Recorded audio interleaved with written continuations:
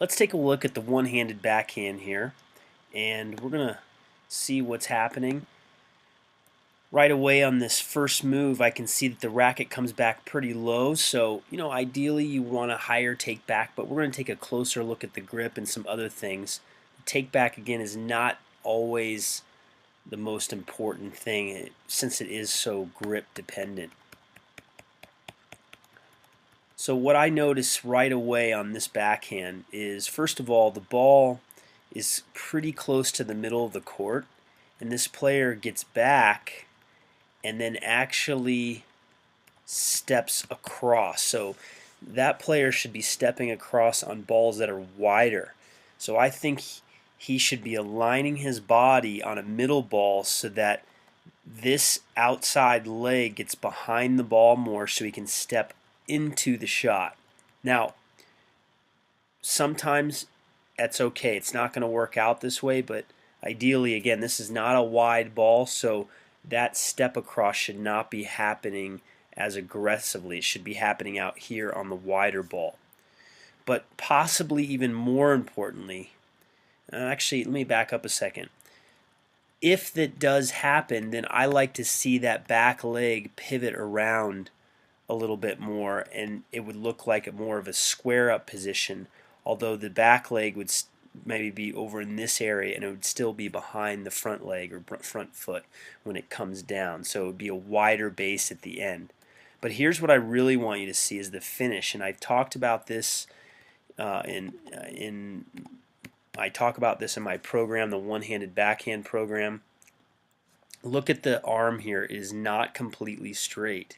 So players with one-handed backhands that struggle with depth and power and extension and feeling the ball, they don't straighten their arm enough at the end. That arm should be almost locked out.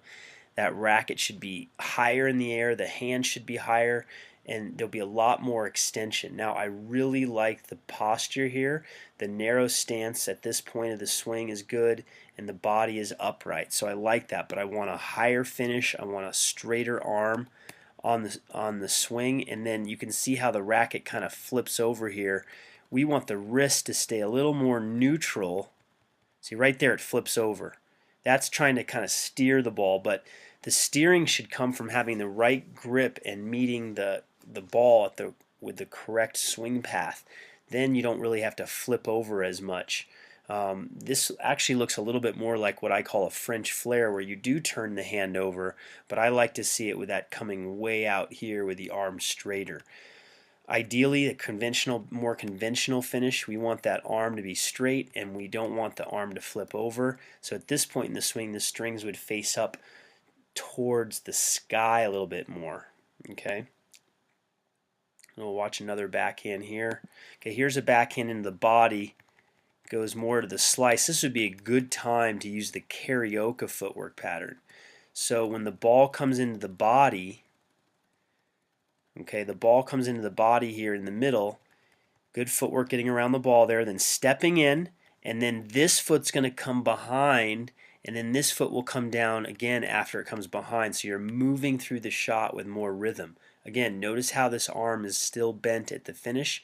In my opinion, it should be straight. I really like what the off arm is doing over here. There's another slice. We're not going to go over the slice here. Okay, here's a deep backhand. So let's see how the player moves over to this backhand.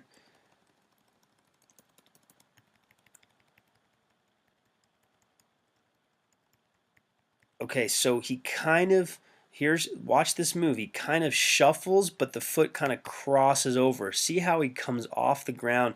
The head actually comes up because he's coming off the ground.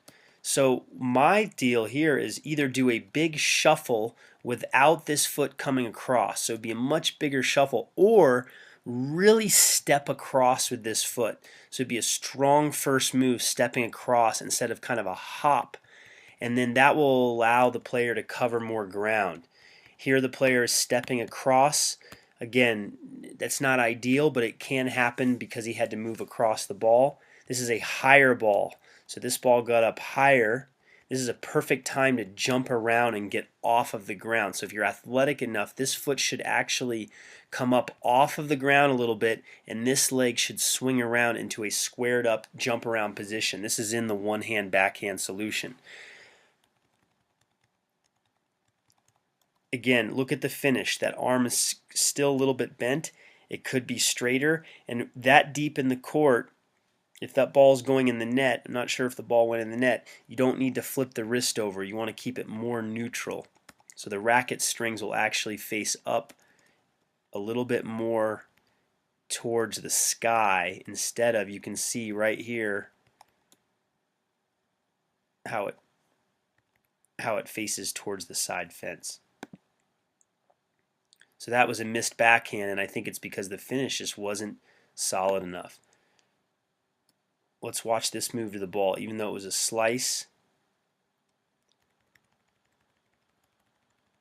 See, that's a better step across. That's what I'd like to see on the one before, where I said he kind of hopped. Now this is going to be a higher ball, so you can either go off the front foot and then do that jump around that I talked about.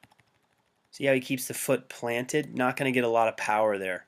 Or practice going off the back foot, pushing off the back foot, jumping in the air, and landing on the front foot for the back to front footwork pattern. Again, in the one hand backhand solution.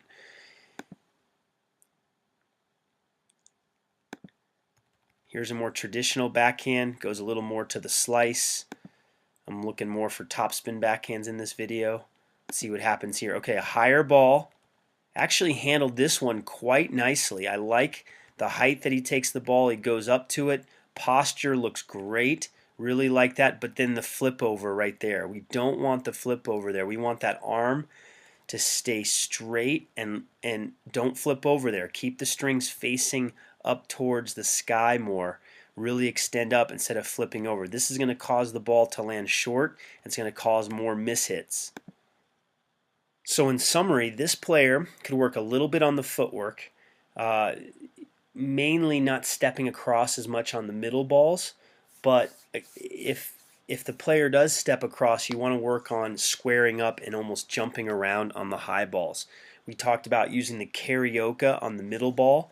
We talked about using the back to front on some deep balls. And again, when the ball gets up around shoulder height, it's important to consider getting off the ground and being okay with jumping if that's possible. If it's not possible, then try to get the ball in your strike zone and not let the ball get too high. Technically, the biggest thing that I see is finishing with a straight arm, straight dominant arm, and not flipping that wrist over, not flipping that racket over. That's going to decrease the power and the depth and the quality of the hit.